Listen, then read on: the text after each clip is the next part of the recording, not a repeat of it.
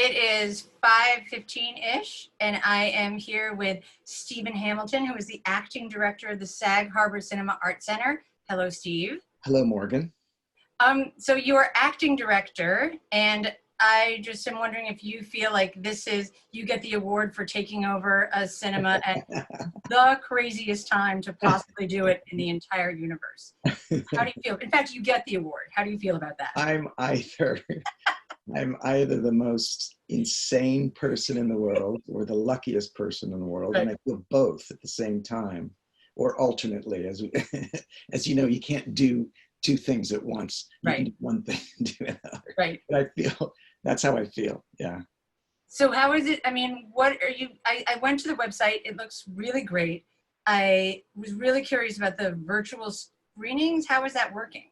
Oh, it really is just a great way for us to keep our name out there, and to I love what Julia has been doing with the text and with selections and with the curation that she's been. It's all her baby, and she and our our website guy, Chet, have been doing a terrific job in creating something I think is just a lot of fun to look at and to think about and to stream. You know, those films that she's choosing are so wonderfully diverse. Now tell us about Julia, because I know her, but everyone else doesn't. Tell us about her. Julia Daniela Vaughan is the artistic director of the Sag Harbor Cinema.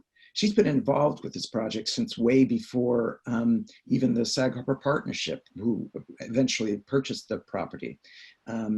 She was part of the planning back when it was in the hands of Sag Harbor, which goes back at least 7 or 8 years. So she's one of the original sort of visionaries of this. She's a journalist. She is Italian. She is the American programmer for the Venice Film Festival. Wow. And she's written a lot of bios about filmmakers, and she's always doing interviews. She's just a professional cinephile is what she is, and she's a delight to work with, as you know. As I know, yes. Yeah. Morgan and I and Julia did some, we were producing some of the screenings that the cinema was doing offsite in sort of as an itinerant movie shows in different venues across, and we worked together doing that. So Morgan knows Julia pretty well. So what is the next step? I mean, what is happening with the cinema itself before we start talking about the broader ideas of theater and coronavirus? What is happening with the cinema itself in terms of the building process, et cetera? I've seen some of the pictures on Facebook. It looks like it's amazingly beautiful. So where is that? Yeah, it's pretty spectacular. It's awesome. When construction was shut down, it was literally 3 or 4 weeks. Oh my gosh. Yeah, we're at the punch list level. And so we're still there on hold. We've just, the construction manager, Scott Tucker, has just come off furlough this week. So he's back in, but he can, but still the guidelines, because of the pause, New York State pause, there's no construction allowed to go on. He's only allowed in there alone still at this point. Oh, okay.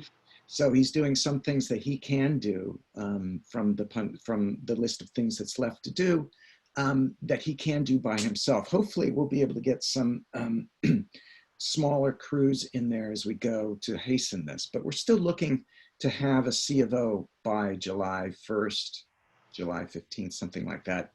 Who knows? However, will we open at that time? Nobody knows. These are some of the things that there's not one performing arts group on the East End that knows, yeah, or anywhere in this country for that matter. So, so that's still a big question mark. I'm just become a new member of the Hampton's Art Network, which is a group of executive directors throughout the East End in all different kind of organizations get together once a week and talk just specifically about this, because that's obviously, Right. the top of everybody's agenda is how and when do we open. And of course, because we're different organizations, we all have different sort of issues concerning safe distancing. But eventually, not just from this group, but from performing arts groups and cinemas all over the country, best practices will emerge, and guidelines coming from the state will emerge. And once we feel secure that we can put those protocols into place and keep our audience safe and our staff safe, then we'll feel like then it's a good time to open. Another question is whether the audience would feel safe regardless of the protocols we put in place. And again, nobody knows.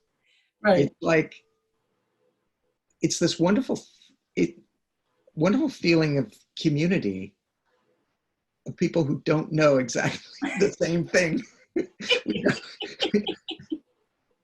None of us knows. Nobody knows. So, yeah. So Cuomo keeps reiterating too at his things. He's like, nobody knows. Nobody knows. Who knows? Nobody.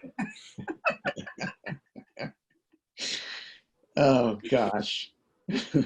I mean, we heard yesterday that Broadway has decided instead of closing down or opening, I think it was June 6th, they're now going to go to September 6th. I mean, this has such huge ramifications, I feel like, everywhere. I mean, we know, as having been in theater, that this means jobs for many, many people, more people than they think, than general people think. You have the restaurants who rely on the theaters. You have the cabs, you have everything. What do you think, do you have any thoughts about how theater will be? I mean, Shakespeare, they closed down the Globe. Yeah, every time the flag came around, yeah. What would Shakespeare do? Shakespeare would know that it all works out somehow. Oh. It's the magic of theater. Nobody knows. Really? I mean, nobody knows, right? Nobody knows. Yeah, I mean, it's all to be revealed. What is the new normal going to be? Yeah. Is it a third of the house being filled? Right. And in theater, how does that affect the audience experience? If every other seat or every 3 seats is empty.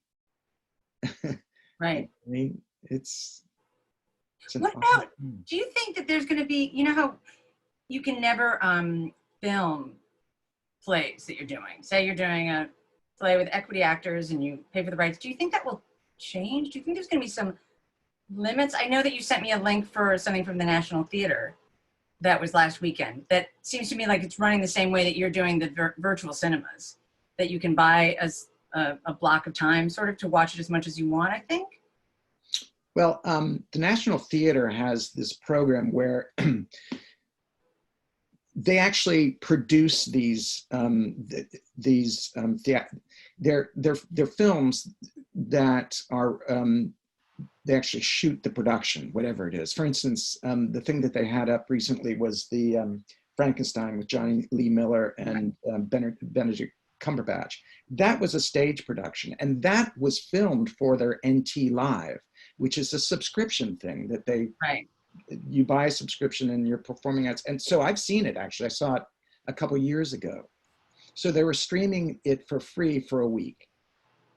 But those are really well-produced sort of things. As you know, theater doesn't translate very well unless you have 2 or 3 cameras and a whole, 2 or 3 days to shoot it and do that. So I suppose that there will be a lot of productions that do that, but then you have to have the production up on its feet. It has to be running and it has to be at its peak before that even becomes something that's worth shooting and then distributing. Do you know what I mean? Right. Yeah. So that requires a lot of people in rehearsal who are not necessarily social distancing. And National Theater is not producing on stage right now. These are all things from their vault, Right. you know, from National Theater Live that they're doing. So, you know, I mean, at Bay Street, we used to do a lot of archival. And we used to get permission from the Actors Union, but that very strictly, they would say you can only use one camera. It's got to be back in the back. Right. And you're not allowed to ever even think about distributing it. But you wouldn't want to anyway. Right. They really are for archival purposes, and they're not well produced. They're just one camera, and it's just, you lose every sort of ounce of whatever lived on stage. It just doesn't come across. So it can be done, but it takes money, and it takes personnel, and it takes, you know, that sort of plan that the National Theater does. I think this is a conversation that maybe people don't understand or know much about how theater stage acting is so different from film acting. Yeah. And that is, I mean, I think this brings that into the conversation, that it doesn't really translate. So what are theaters going to do that this is their, I mean, I was thinking about all the summer stock I used to do.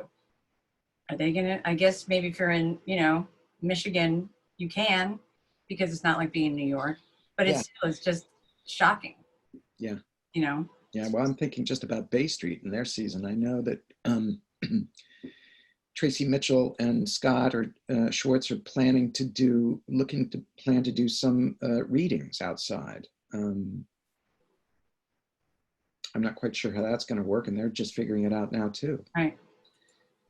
But I don't know if Guildhall has any plans to do anything like that. I know that they've been streaming a lot of stuff, archival stuff that they have. So, yeah, it's all improv. Yeah. So, anything else about the cinema that you'd like to say before we leave? Thank you so much for taking the time today. Just only how pleased and honored I am that they thought that I could, you know, live up to this challenge. That's in and of itself is quite flattering. And you know, I'm really so thrilled with the crew that we do have at the cinema. You know, most of them, Jennifer and Gail and Sean and Chet and Kevin, and especially Julia. I'm having so much fun working with her. So yeah, I just wanted to throw a shout out to those guys, because you know I'd be lost. Absolutely. Well, I don't know about that, but I'm sure they're happy to have you. And Steve, thank you so much for taking the time out today. Hey, anytime, Morgan. I could come back and tell you how much I don't know next time too. Okay, great. Yeah. No, I think that's good. I kind of wish more people were telling us what they don't know, as opposed to. Well, I hate to be that guy, the Donald Rumsfeld, who said famously, there are things that we know, there are things that we don't know, but then there are things we don't know that we don't know. Those are the things that keep me up at night. The things I don't know. That's so smart, though. That's the Dunning-Kruger effect. You know, that's knowing that you don't know something. Yeah, I don't mind so much the things I don't know, because you can always find out. All you have to do is ask. But it's the things that you don't know that Well, good luck to you. Thank you so much. And it's great to see you, Morgan. I haven't seen you in weeks and weeks. I know, right? Yeah. I know. It's been crazy. All right. Well, it's so great. Thank you, Steve. All right. Bye. Bye. So I'll stop the recording.